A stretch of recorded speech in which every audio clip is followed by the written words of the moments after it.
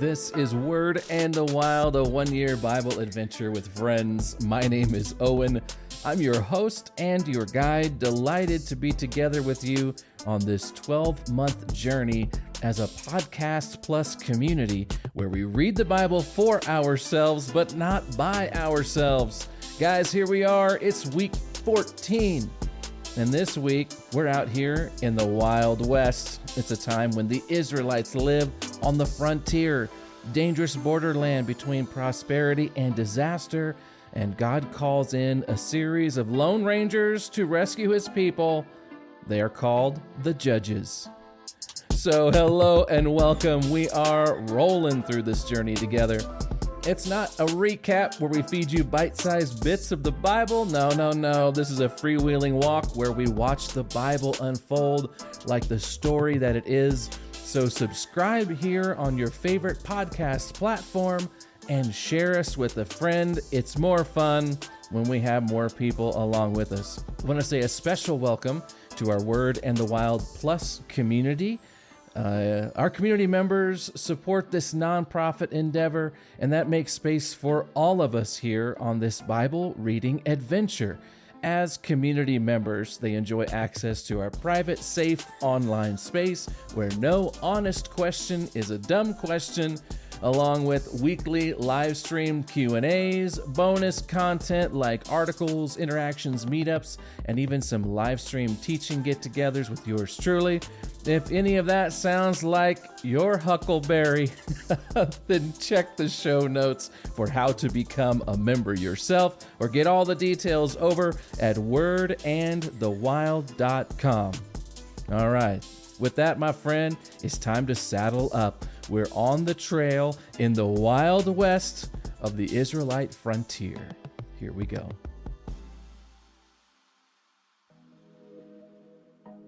Well, there may be no other episode in this Bible adventure that resembles our own times more than the book of Judges.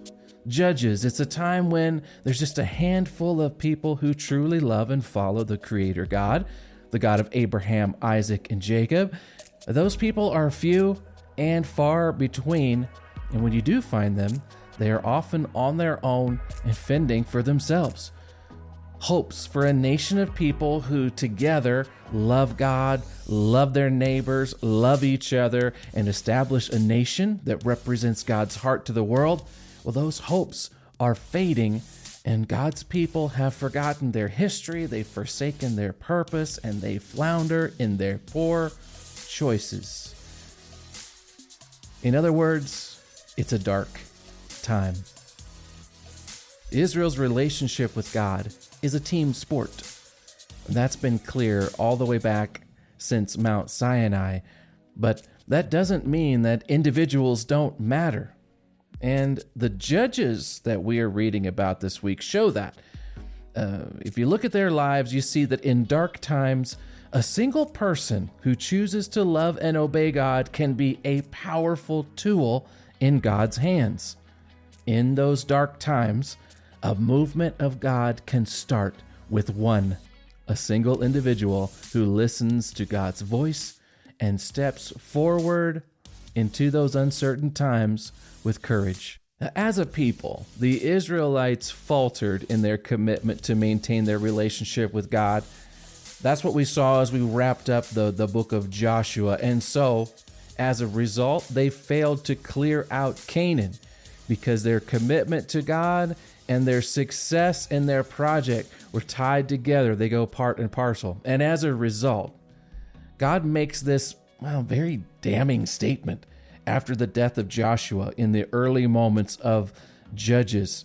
He says, I brought you out of Egypt into this land that I swore to give your ancestors. And I said I would never break my covenant with you. For your part, you were not to make any covenants with the people living in this land. Instead, you were to destroy their altars. But you disobeyed my command. Why did you do this? God asks. He goes on to say, so now I declare that I will no longer drive out the people living in your land. They will be thorns in your sides, and their gods will be a constant temptation to you.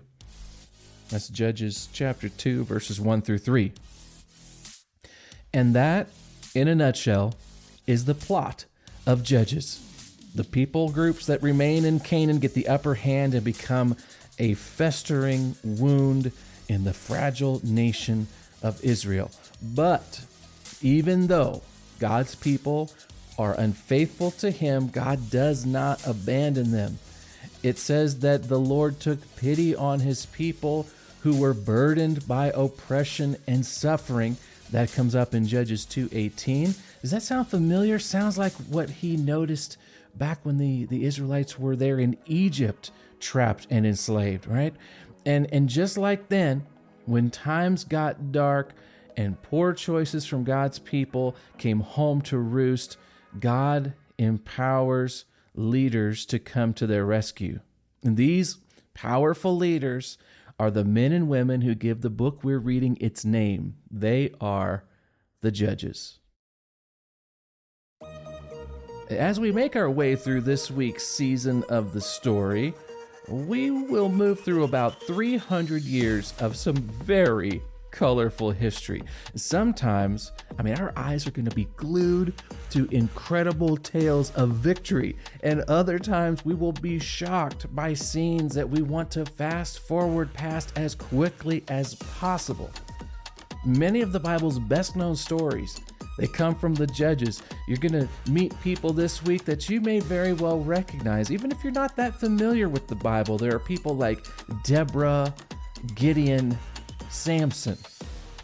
But you might be surprised by just how flawed these famous figures appear when we hold them up to the light and when you get the whole story. When we hear Judges, now we think of courtrooms, robes, bailiffs, gavels. Yeah, but these leaders that God raises up, they aren't those kind of judges. You got to think less Supreme Court and more Wild West. These judges, they're more your Doc Holliday and Wyatt Earp types. They're hard-living, quick-shooting freedom fighters who dish out their own violent brand of vigilante justice. They're these lone wolves.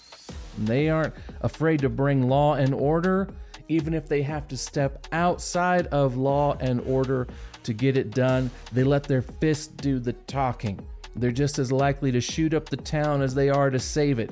They're these rogue gunslingers who do a lot of good when they wear the badge, but who can throw their sheriff's star on the table and bring down revenge and violence on innocent bystanders at a moment's notice. These desperados would say, desperate times call for desperate measures. And when the bad guys are putting their boots on the neck of God's people, these devil-may-care deliverers, hey, they're your huckleberry. The Judges. Remember a while back, we read about God promising success to his people if they would only remember his directions to them and stay faithful to him. And in some ways, these, pistol-packing deliverers embody something like a one-person fulfillment of these promises from God. Especially, look at this promise from God all the way back in Leviticus. God says, I will give you peace in the land, and you will be able to sleep with no cause for fear. I will rid the land of wild animals and keep your enemies out of the land. In fact, you will chase down your enemies and slaughter them with your swords. 5 of you will chase 100, and 100 of you will chase 10,000.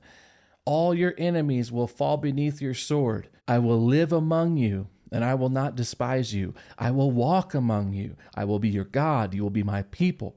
So I am the Lord your God who brought you out of the land of Egypt so you would no longer be their slaves.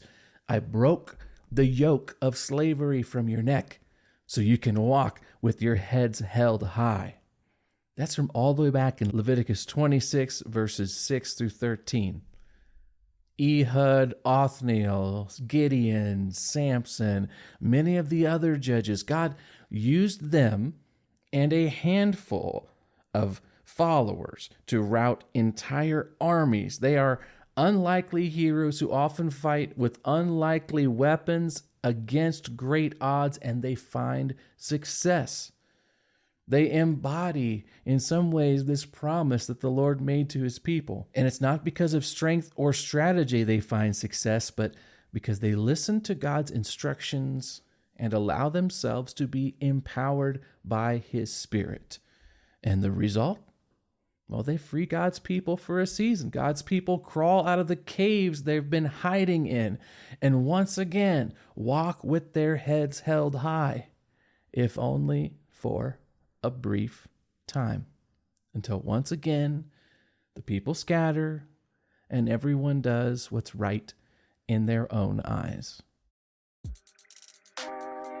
To me, these judges, if you want to call them that, these rescuers, these deliverers, they reveal three essential things about how God works his plan inside our broken world and in dark times.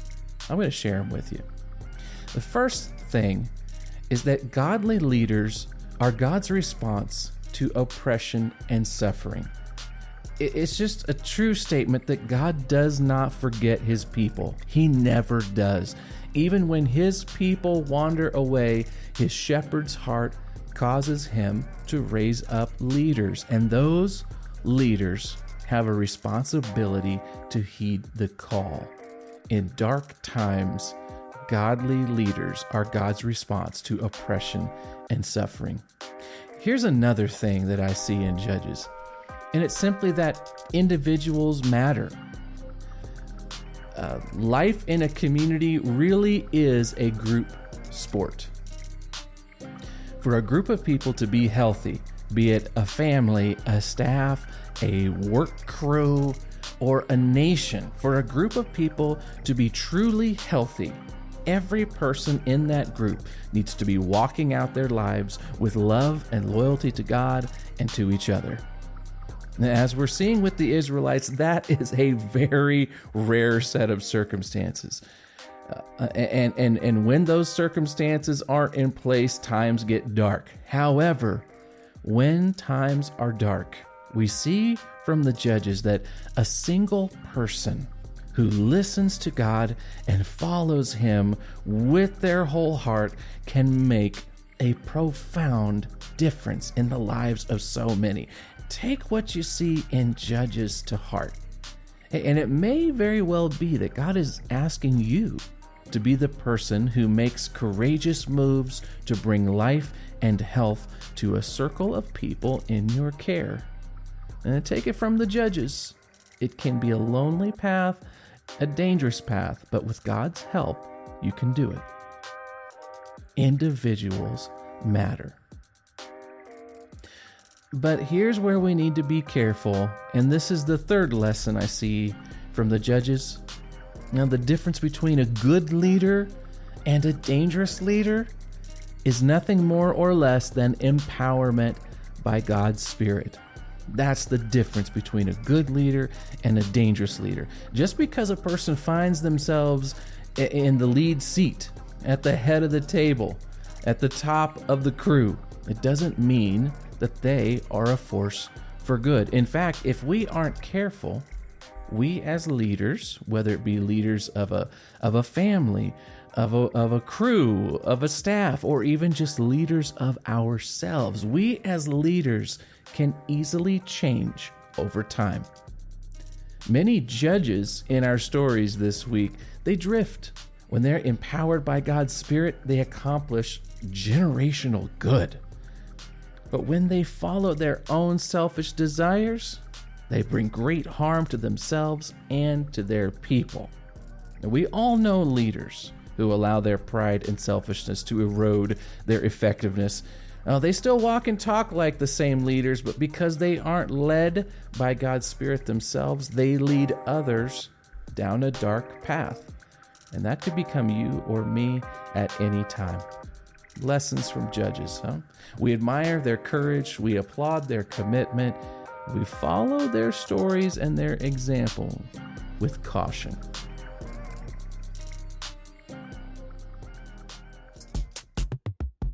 And just like that, we're ready to roll with the Judges this week. I hope you enjoy this journey. adventure awaits. Word and the Wild is a one-year Bible adventure with friends. Man, we're having a blast. I hope you're having a blast with us. All you Word and the Wild Plus community members, I'll be seeing you in the wild. That's our private online community space. Everybody else, don't be a stranger. Subscribe to this podcast. Follow Word and the Wild on Facebook and get into some interaction with us. Word and the Wild is a Linehouse community. It's part of the Linehouse Community Network, a nonprofit organization with a mission to bring neighbors together to promote awareness, appreciation, and understanding of the Bible, because friendship and God's Word change lives and change cities.